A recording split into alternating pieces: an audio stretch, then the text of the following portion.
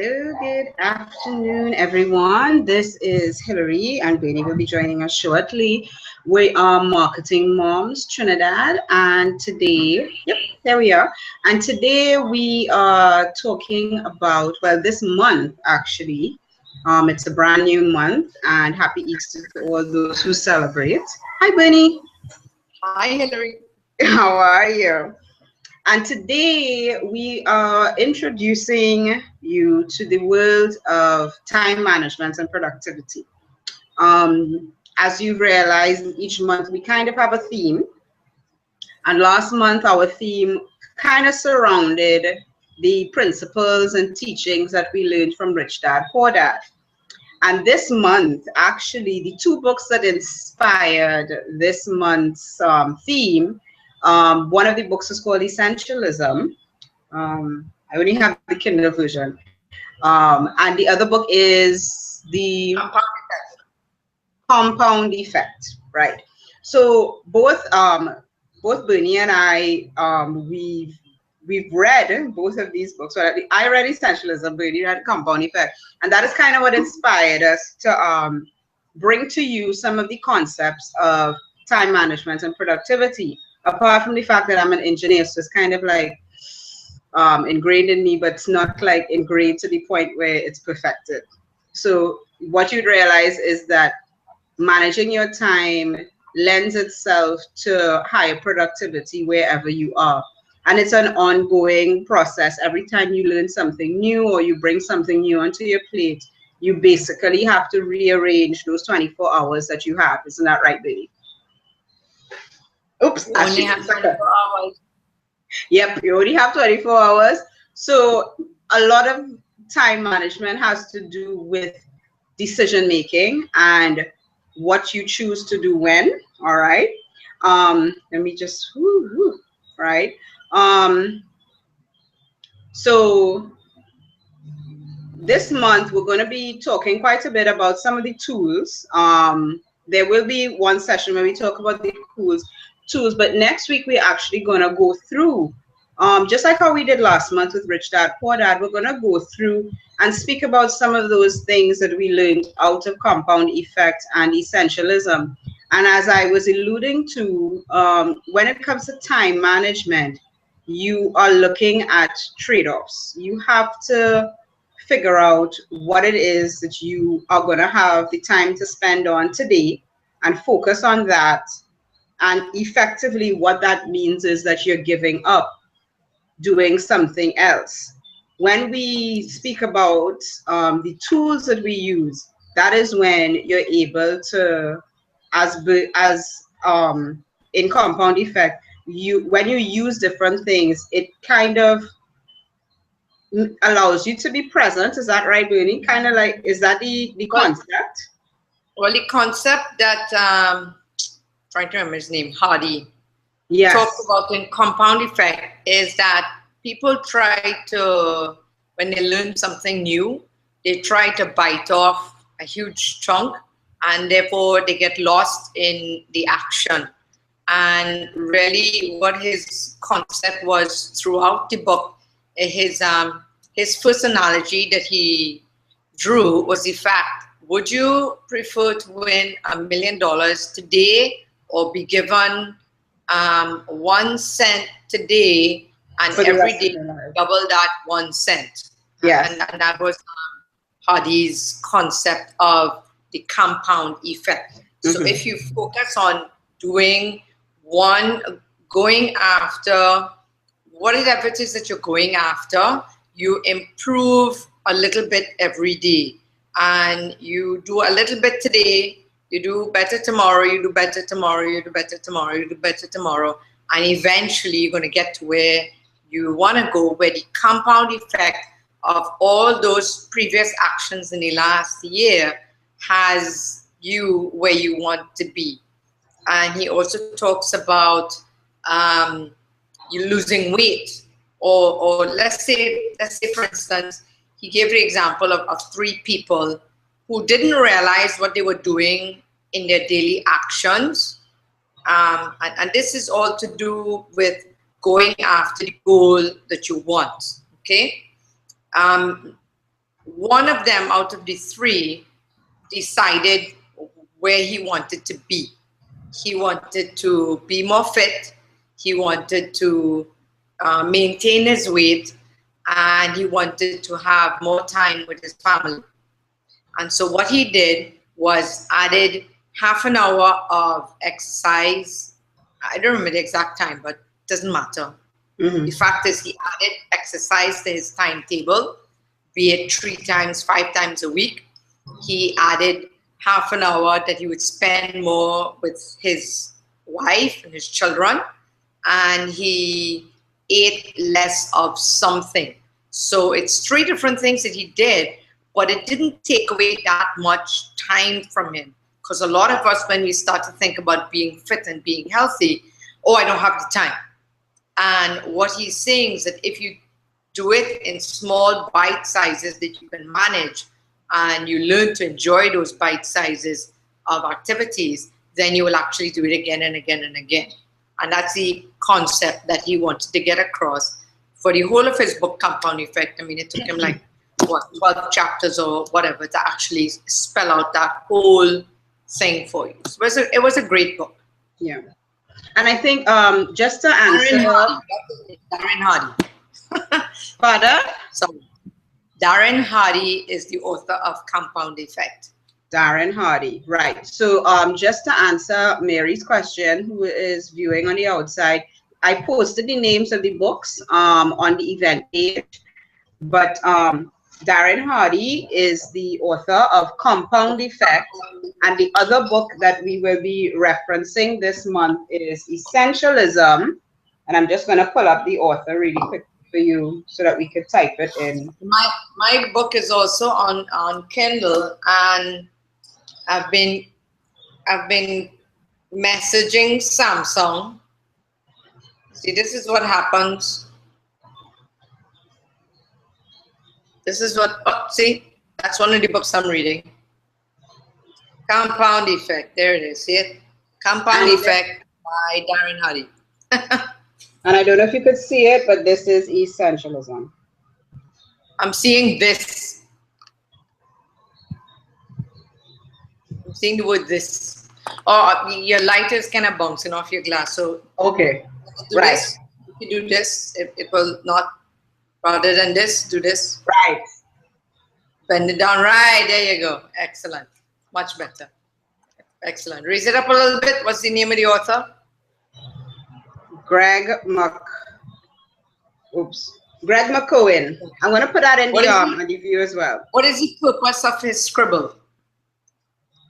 Basically, it's taking the mess of your life and putting it into order. And you know, when we think about it's taking clutter and putting it into some kind of organized form or fashion. All right. And how we do that, and just like Hardy's book talks about the little things that you can add each day until it becomes a consistent habit.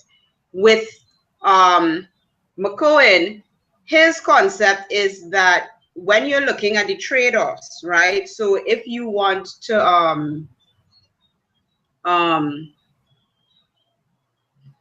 if you want to write a book, right? So you want to, well, you're writing a book. The trade-off is you either spend an hour a day writing or half an hour a day writing versus watching TV, right?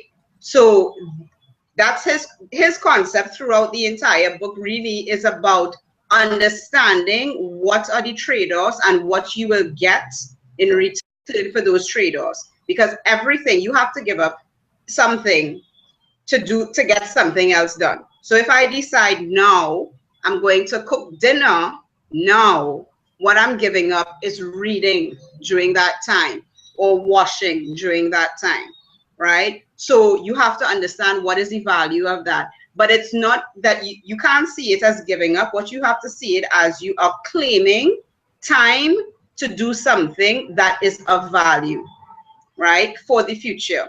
So that if it's going to take you half an hour extra to cook a larger dinner that will save you another hour tomorrow, right? So what you're doing is you're pulling half an hour from some other activity so that you don't have to spend a whole hour tomorrow doing that same activity. That's kind of the trade-offs and the concepts that he's talking about there.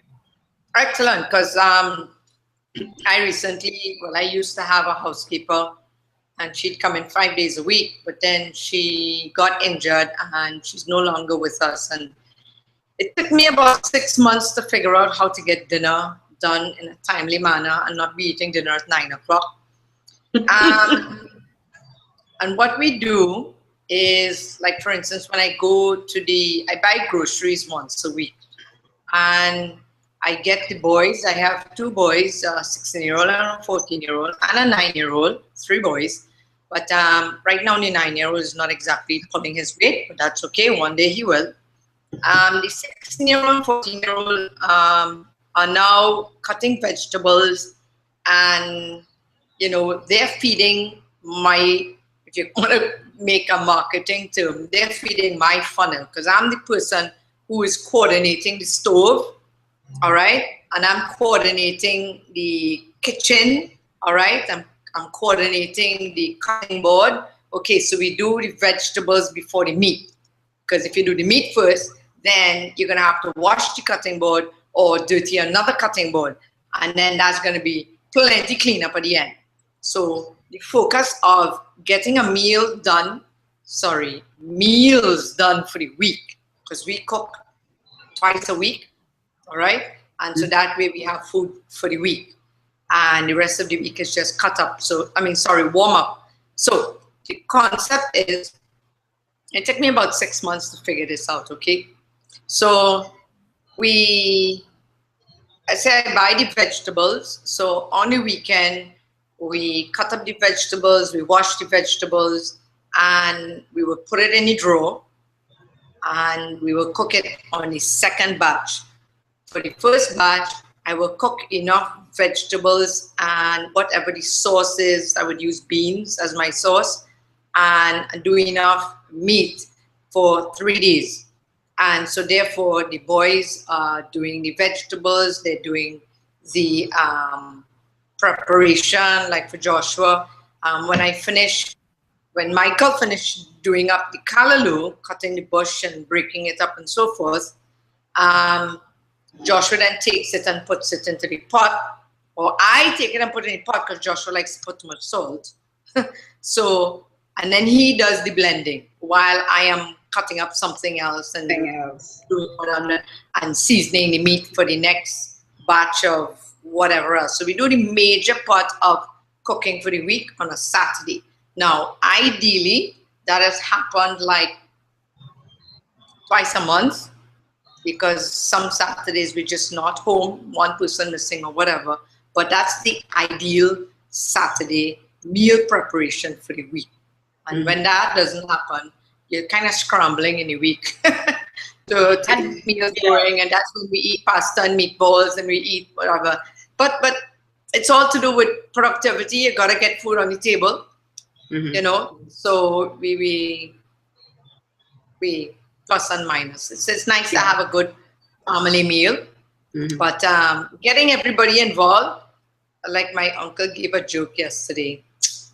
He says, if 10 people, it takes 10 people to walk a journey, if it takes 1 hour for 10 people to walk from one place A to place B, how long would it take for one person to walk from place A to place B? 10 hours. Same 1 hour, Hillary. Because they say what? Well, that was my engineering brain just being overloaded. Because the point of that joke is some things just cannot be compounded. Some things, right.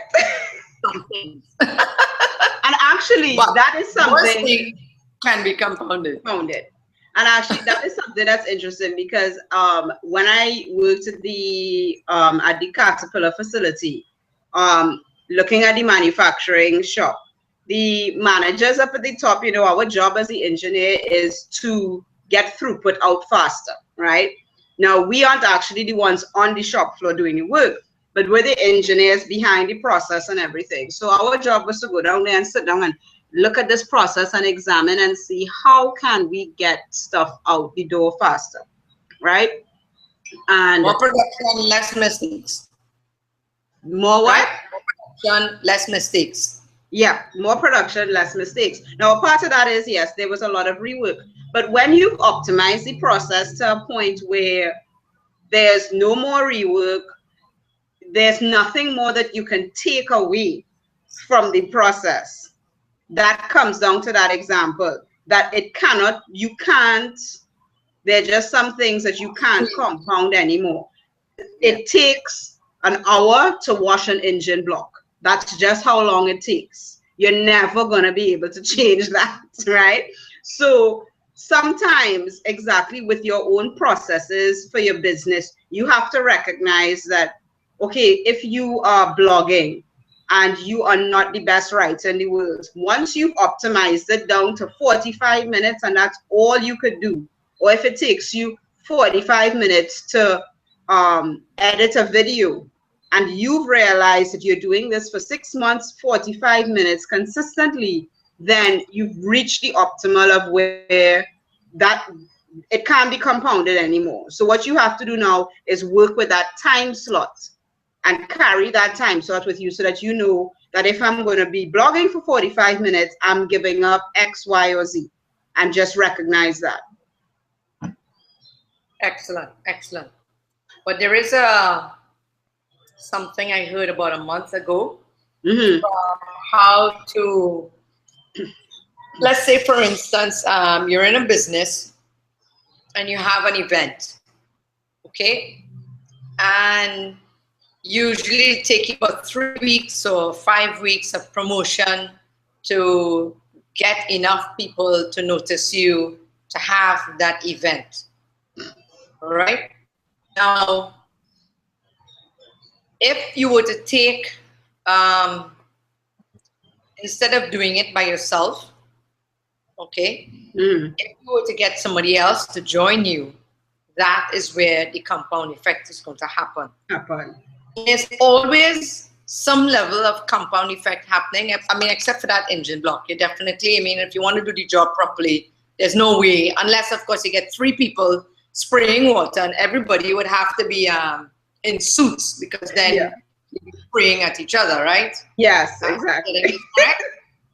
Yeah. So the only way to get that engine block washed faster is to have 3 people in all different directions to wash this engine block. And then that is a trade-off, because it's either you have one person doing it or you hire. So now to wash that engine block becomes a higher cost, because you want to have 2 additional people. You got to pay those salaries, pay those, you know. So it all depends on how many engine blocks you have. If you have 20 engine blocks that you want to get done in a day, then that's what you have to weigh against hiring the more people. Exactly. Right? So same thing with your business. Do you want to do the work by yourself? And what I'm really getting at, Hillary, is the fact of mastermind and working with a group of people.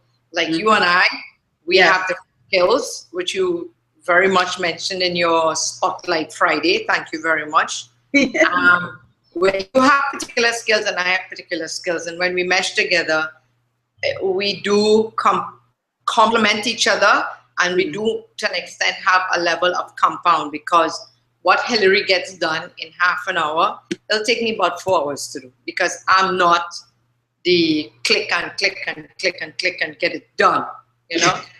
That's not me. And Hillary loves that stuff, so, and she's good at it. She can get it done in half an hour. And she can take a course in using a particular tool, and she will get it done fast in 2 days. She will understand the whole concept, understand the whole process in 2 days, and she'll be getting it done in half an hour. And 3 months later, I'm still learning. Okay, so that's the power of mastermind.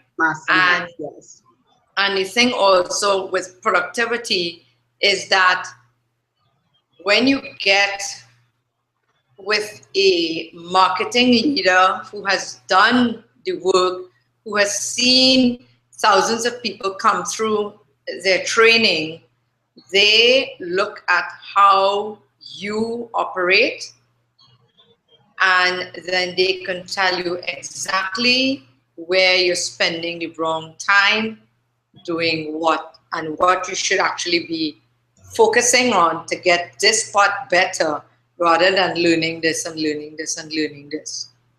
Understand what I'm saying? So therefore, it compounds you faster on the right path, rather than you trying to get to the same place and there's a gradient of 10 degrees on this side, and then you trying to go up this gradient because you seen the shortcut here.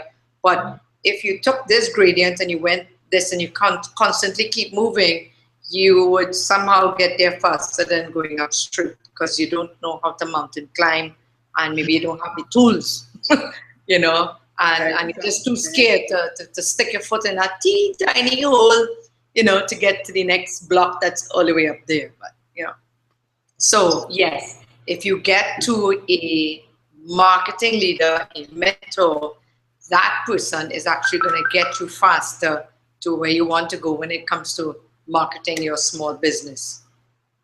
And we need to talk a little bit about moms, how moms are going to work about time management and productivity. You have any questions, Hillary?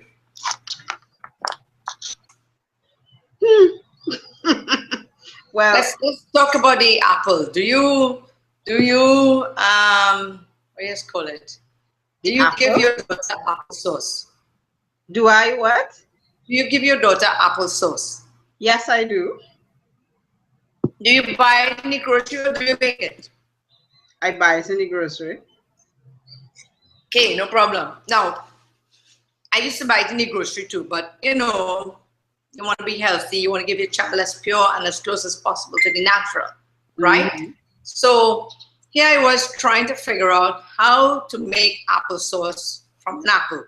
And I'm thinking, well, apple is a strange fruit. You can crush it, but you will always end up with lumps. So I couldn't figure out how to squash my apple so that it is safe for my baby to eat. And my aunt told me once, she says, Bernie, take the apple with the skin, stick it in the oven for, I think it's like 5 minutes. Stick it in the oven for 5 minutes. After it cools, you peel the skin, cut out the core, and stick it in a food processor. I was like, wow, are you serious? Like, yes, and it was the best applesauce. You know, there was no sugar added, there was no preservatives in it. I didn't have another bottle to throw away, you know.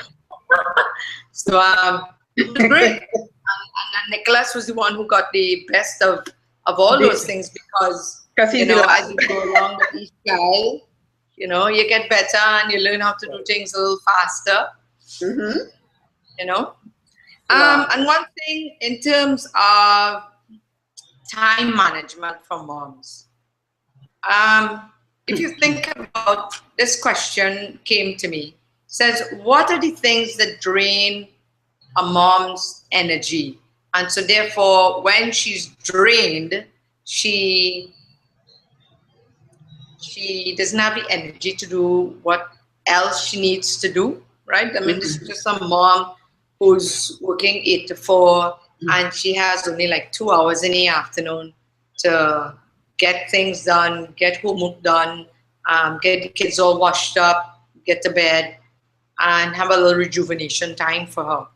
Now, think about those 2 hours of getting dinner and stuff. So you could use my example of using the Saturday, where you're actually having the children engaged also in preparing meals, preparing the vegetables, all right? And then when you're ready to cook, you just take the vegetables out, drop it in a pot, cook, etc., etc. Now, one of the main things that drains the typical mom is talking. Is? Talking. Talk. Repeat.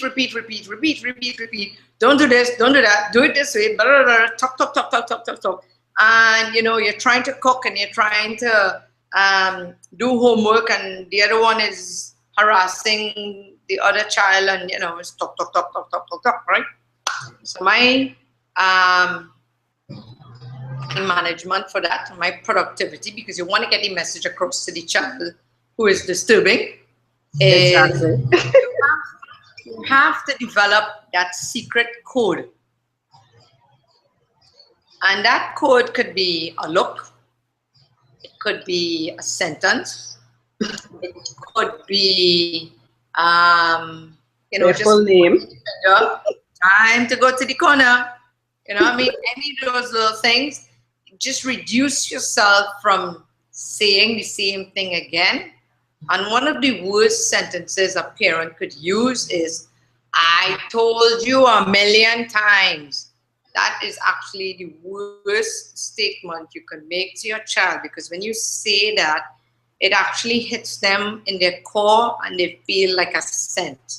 And when you make your child feel like a scent, your lesson that you're trying to teach them goes plunk straight over, because all they're doing is feeling miserable. The lesson you're trying to teach them goes pew, and you have to say it again and again and again and again and again and again, because the lesson is being missed because you made them feel like a scent. And it also goes with the husband too. Well, we are coming down. I think that is, I mean, for me, when I guess that is what I haven't reached the stage where I keep talking and talking. I'm talking to a child that understands what I'm saying, but she's not responding to me. What's most tiring for me actually is cooking and cleaning. So for me, what I try to do is I try to get those things done early. And as your description with the Saturday, I do them in bulk. I do mine on a Sunday instead of a Saturday.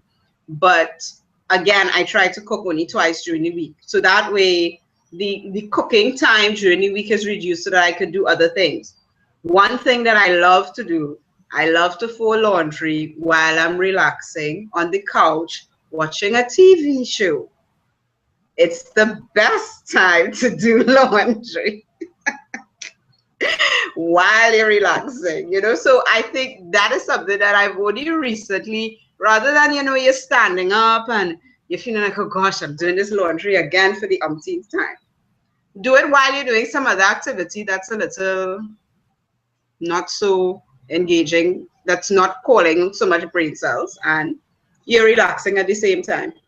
So obviously when the kids are gone, because then they'll be pulling out the clothes when they go to bed. Okay, well, we do have lots more productivity and time management tips that we will be sharing throughout the month of April. We also have lots of things coming down the tunnel time pipeline. Because Hillary and I do not stop at just one thing. Okay, we keep thinking of how we're going to get better and how we're going to get across the message better, and how you, our listener and our audience, want to get our information that we're so happy to share with you. We came up with this wonderful plan of doing a social media marketing workshop for small businesses and entrepreneurs. And it is going to be fantastic. Every time we discuss it, it just gets more and more exciting. Yep. We're going to be covering all the social media platforms, the Facebook, Twitter, LinkedIn, YouTube, Google Plus, because you can use all of them, but the thing is, it always ends up where one of the platforms is just going to be the one that you like best. Therefore, we give you the option of choosing which one that you would like to do, and that's my 2:00 alarm. Yep. And also the fact that in order to get, a lot of people hear social media and they tend to think putting out a message that says buy from me. and we want to prevent you from doing that. We want to show you how to use social media properly so that people would want to say, can you tell me more? Right. Instead of closing your and says, don't want that, so. Yep. So to learn more about that, the social media, once this video is posted, you will see a link down at the bottom that will give you a little more information about the social media marketing workshop for small businesses. It will be a live workshop for those in Trinidad and Tobago, but then those recordings will be made available to all our audience, our listening audience throughout the world. All right. So with that, we have already hit our 2 o'clock marker. So I want to say thank you for those that were out viewing, and we'll see you next week. This is Hillary, Marketing Moms Trinidad, and Bernadette Chinley, Marketing Moms Trinidad. Have a great day. Talk to you soon.